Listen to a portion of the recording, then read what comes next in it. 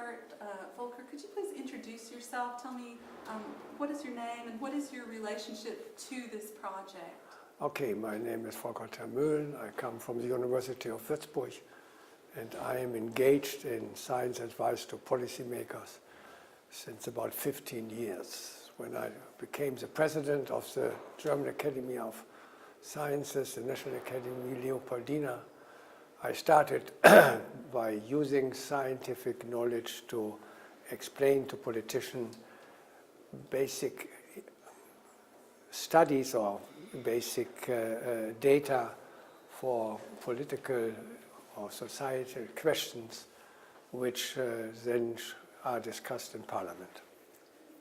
And so on this particular project, this Food and Nutrition Security Project, what is your role? And can you tell me what your role is on the project, and also what are the aims of this project? Well, look, this has a longer story. You see, I mentioned this morning at this meeting that the Science Academy started about 20 years ago individually or after forming a network to give science advice to policymakers. For the simple reason that in Parliament more and more topics are coming up which have a scientific basis. And we did this in the Leopoldina for our German government on different issues. And when this European Academy Science Advisory Council was formed, the National Science Academy of the EU member states, plus the one from Sweden and Norway, came together and did it now together to inform the European Parliament and the European Commission. And the fact that all our information, which we put together in the statement and report, are endorsed by the member academies, would mean that then these great number of science academies in Europe endorse a specific answer to a specific question. So this has an impact, of course. And about at the same time, 20 years ago, a global network was formed. Global network first on science and on health. And these global networks were, let's say, consisting of about 30 to 40 academies.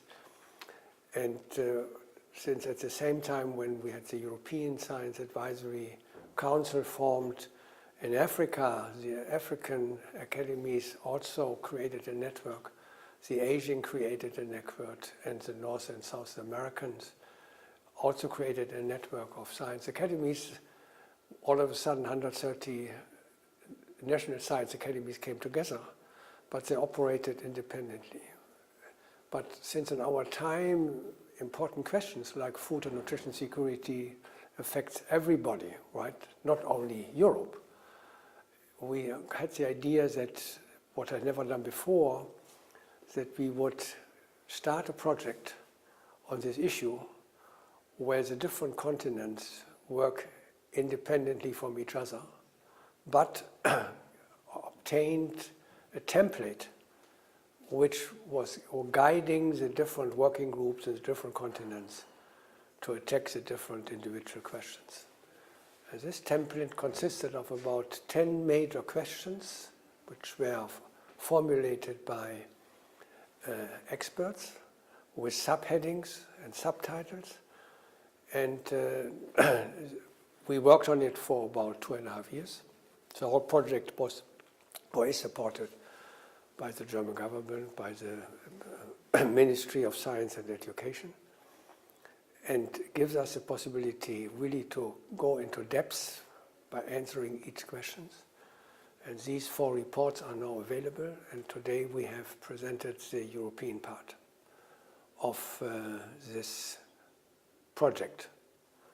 And as I mentioned also this morning, we are now trying to compare the answers to the questions we have formulated in these templates by looking at the answers we receive from Africa, from Asia, from North and South America, and from Europe. And I can predict already that the answers to the questions will be different, quite different. And this is what politics has to remember and politics has to recall when they make decisions. If you make a decision in these days in the EU Commission, this will certainly affect on food and nutrition in Africa, yeah? No doubt. And so I think we are not isolated anymore. We are actually have stick together, and to solve this problem, one has to really try to get as many answers, scientific answers, to these questions. So you've mentioned this problem and these questions. What is the problem, and what is the overall problem, especially in talking about food? Why is this an issue that all of these academies need to be working on? No, I give you an example. If you take the question of bioenergy, right? And in Europe, bioenergy was or is still an important question, and Europe thought it would be in the position to produce up to 10%, and Germany thought up to about 15 to 20% bioenergy by producing biogas, yeah, or biogas, yeah. Do you want to start a little bit back, maybe? Yeah. You want to get your stuff? Yes, thank you. Get your stuff. Yeah. So we can stop this. Yeah. No. Then we can have the bioenergy story. Because what I wanted to tell you, the bioenergy story is a good example. That if you, okay. Yeah, the bioenergy, story is a very interesting example of how decisions you made in one continent will affect another continent. For example, Europe can only produce 5% biomass producing bioenergy. If politically you decide you want to have 10 to 20%, you don't have enough biomass to produce biogas and bioenergy. So what you have to do is you buy it from outside Europe. And where do you go? Since Europe is rich, you get it from Africa. So you take the biomass available, which is in Africa available, and you use it for inducing bioenergy instead that you can feed people with it. So this is a good example that in these days there are major questions in the entire area of food and nutrition security which do not affect a single country or a single continent. It is globally, and this is the reason why we decided to do this. And so another interesting point is, Molly, that the experts have told us that so far science never tried to write a global report only from the point of science. Because in all the other reports you see this is a combination of different disciplines, outside science.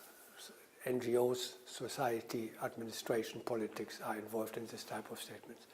So this was the reason that we did it. And if I give you the start of a sentence, could you finish the sentence? So the aim of this project.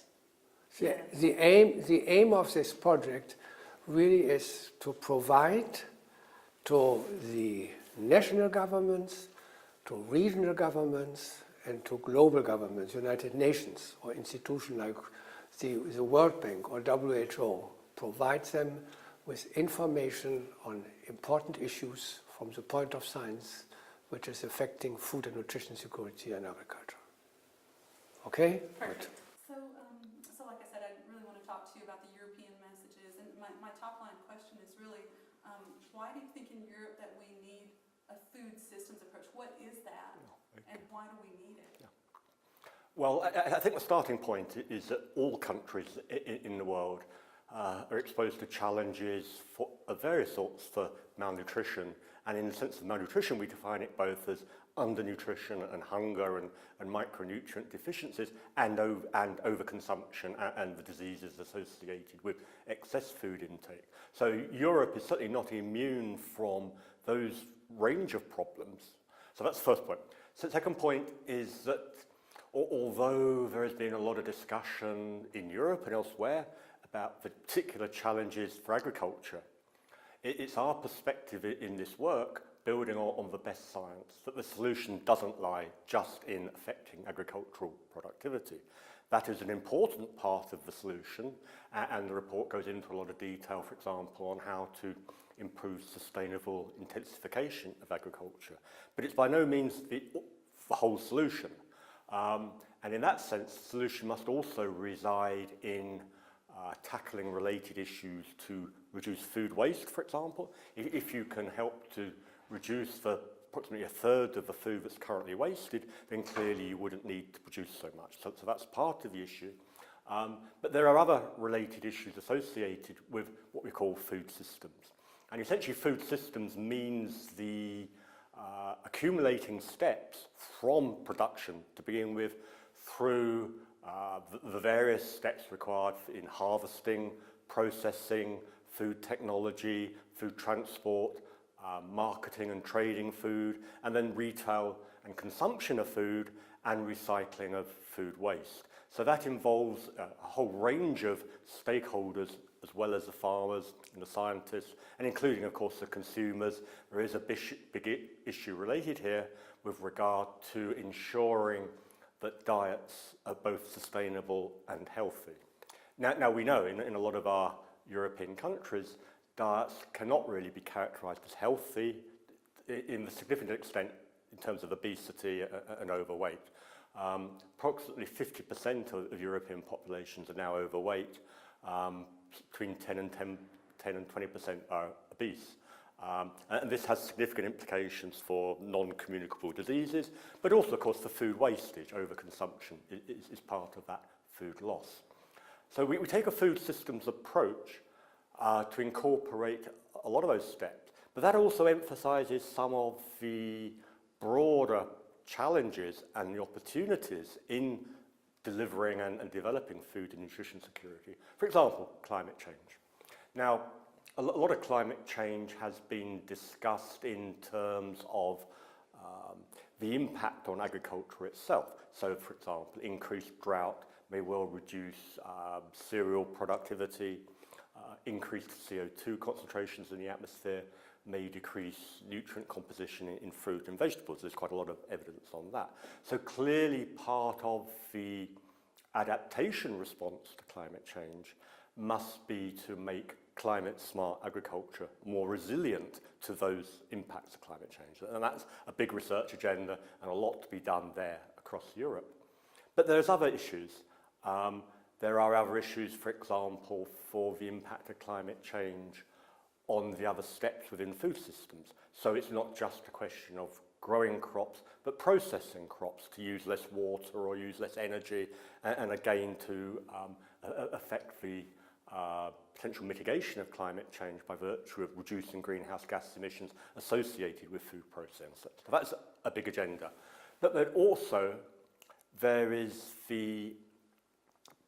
a lot of discussion in Europe and worldwide about the so-called co-benefits of tackling climate change and health together.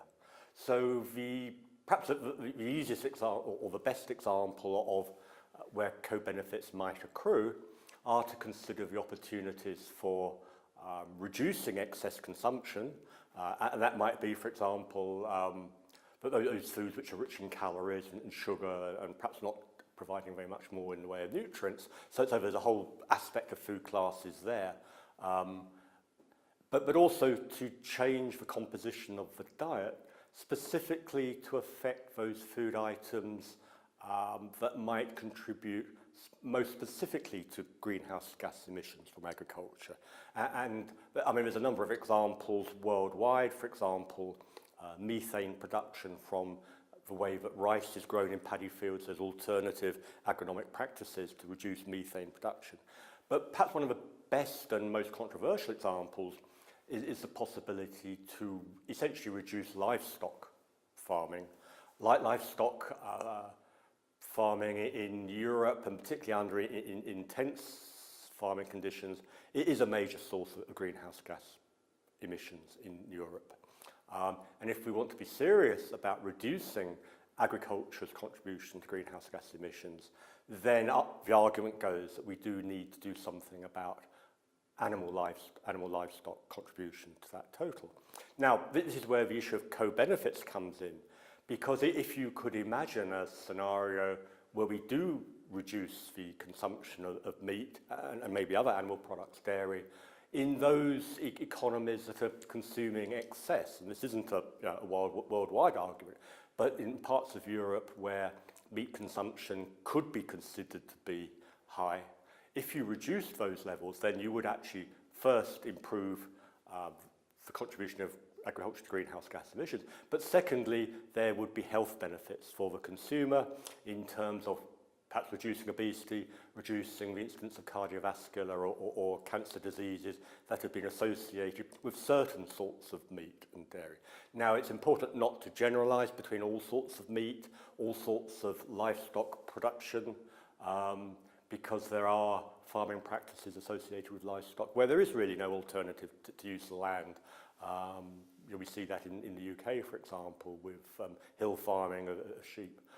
So it's a complicated argument, but part of the discussion must focus more clearly on what are the research issues still to resolve with regard to understanding the implications of intervening in farming practices on greenhouse gas emissions and other environmental consequences and on human health. So this is the argument for co-benefits. And there's a lot still to be done to clarify and understand it, but equally there is quite a lot of public engagement on this topic now. There's all sorts of reasons for eating less meat, but one potentially would be the environmental and the other would be the health reasons for so doing. And I just want to ask you a quick question about policymakers and what needs to happen there, because I know you are saying, for example, that within the Commission and also within member states, there are a lot of silos that people are working in. You've got your climate change people here, the food people here, the researchers over here. Can you tell me what needs to be done to kind of move past these? Just one moment. Oh, sure. Yeah, we're back up.